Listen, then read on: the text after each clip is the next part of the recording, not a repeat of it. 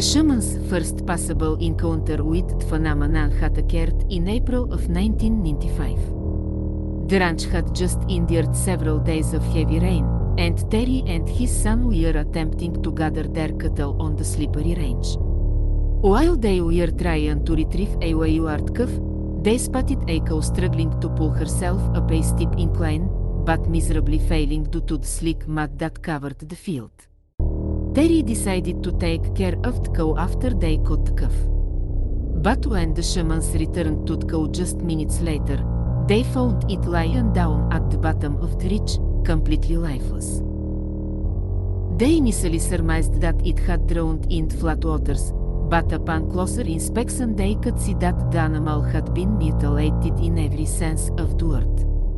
Its anus, genitals, and tongue had all been sliced out as if with a SWORD scalpel. The poor beast had also been completely drained of blood. Several more mysteriously mutilated cattle were found after the NIDS takeover, and the mutilations invariably occurred when no one was looking. In one instance, 2 mutilated animals were discovered at approximately the same time within several feet of each other, with their carcasses shoved up under a fence. Terry scoured the vicinity and helped to secure the perimeter, but nothing was found. Security cameras were then installed throughout the area, and an observation trailer was set up from which trained scientists could observe anything that transpired on the ranch. But inexplicably, they had seen nothing when on January the 21st, 1997, Terry discovered young cows near the observation center with strange wounds to their eyes and ears.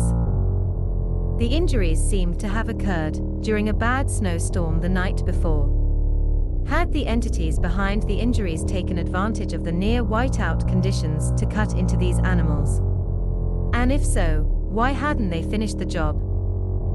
Had someone on the research staff gotten too close and sent them fleeing? At any rate, the heavy snowfall meant that there were no footprints to be found.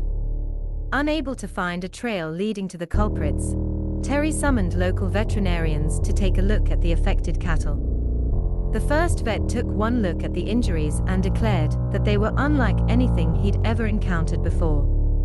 But the next veterinarian, a more experienced man, strenuously disagreed. He insisted that the wounds had been made by a coyote or a wildcat. The idea of a big cat randomly attacking cattle during a snowstorm struck the NIDS team as unlikely, but such theories from veterinarians and other local professionals were quite common. Often enough, when they were confronted with the phenomenon of cattle mutilations, they would simply try to explain it away, even if the explanation didn't make a whole lot of sense. Whatever their origin, the mutilations only increased after this point. In one particularly harrowing incident, one of Terry's own calves, which he had recently transferred back to Skinwalker Ranch, was viciously mutilated in broad daylight while Terry and other researchers were standing within arm's reach. Terry was anguished at the sight, but the research team didn't have time for sympathy. They got busy studying the carcass, then conducted an autopsy to find out how the animal had met its end. The calf's body appeared to have been torn open by some tremendous energy. One leg had been ripped off right at the joint as easily as someone would pull the leg off of a cooked rotisserie chicken. No known predator of the animal world would have been able to do such a thing with the leg of a living, struggling cow. Besides this dismemberment, the calf had the typical hallmarks of cattle mutilation.